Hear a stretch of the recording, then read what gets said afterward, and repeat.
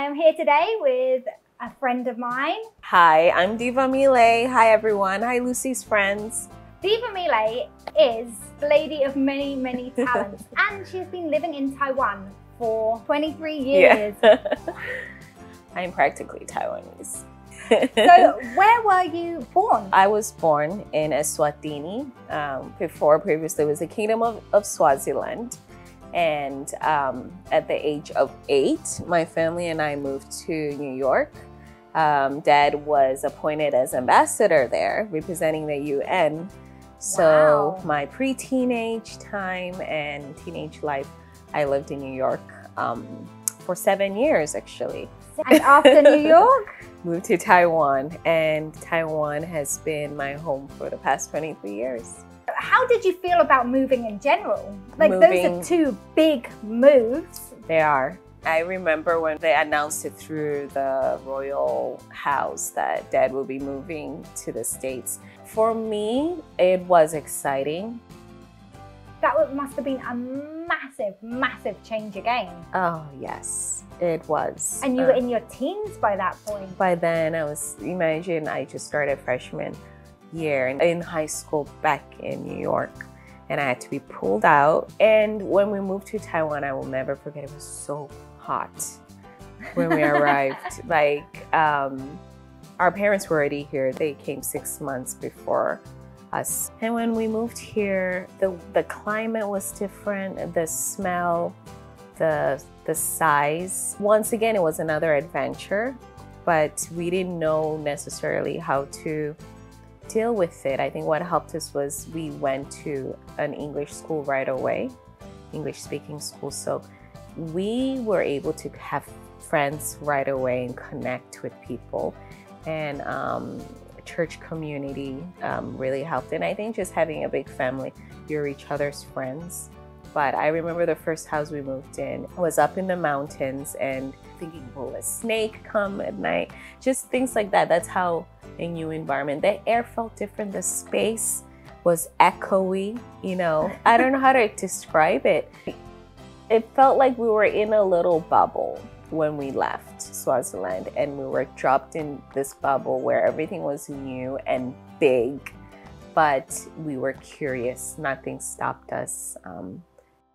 Of when we were young and we were exploring the city and not even know what could offend people. Or I remember sometimes in Taiwanese stores or Chinese stores, they have 2 water bottles hanging to hold their sign, yeah. Right? And I didn't know what it was, and I just remember walking and hitting the water bottle because I'm just like, oh, what's that? And the man came out and was like, hey, you stop doing that. I had no idea what I was doing wrong. But moving in Taiwan, I started realizing, oh, that was his sign. I was hitting his shop, you know, the sign of his shop. So yeah, you know, just being a child and exploring at that age was a gift to us. I think what helped was really being at school. I remember first day of school, I was so nervous.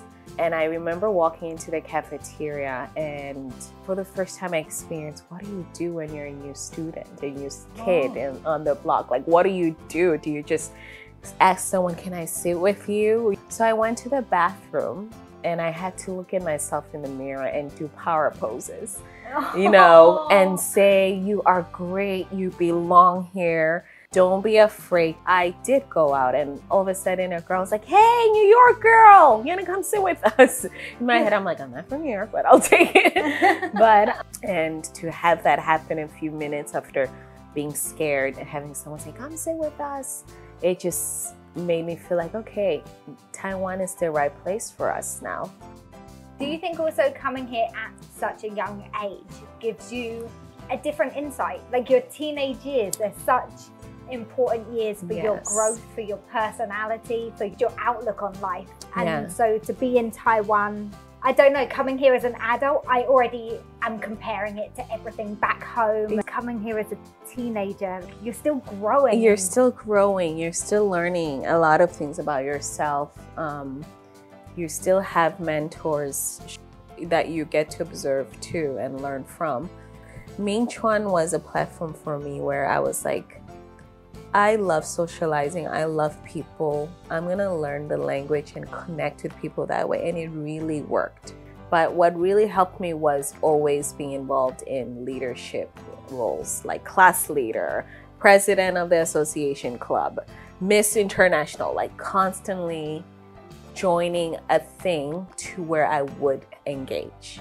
It wasn't easy, but I think it was good for my personality. Through learning to Mandarin, I realized I was a people's person. When you came here, was there anything that really shocked you? Like, obviously, schooling was okay. Yes. And your home, other than the dark corners, Yeah. was okay. But like going out with your family or just on the streets of Taiwan, was there anything that you were like, whoa, wasn't expecting that? I think what was very obvious is I was reminded every day I was a foreigner. You know, you don't go through that anywhere else.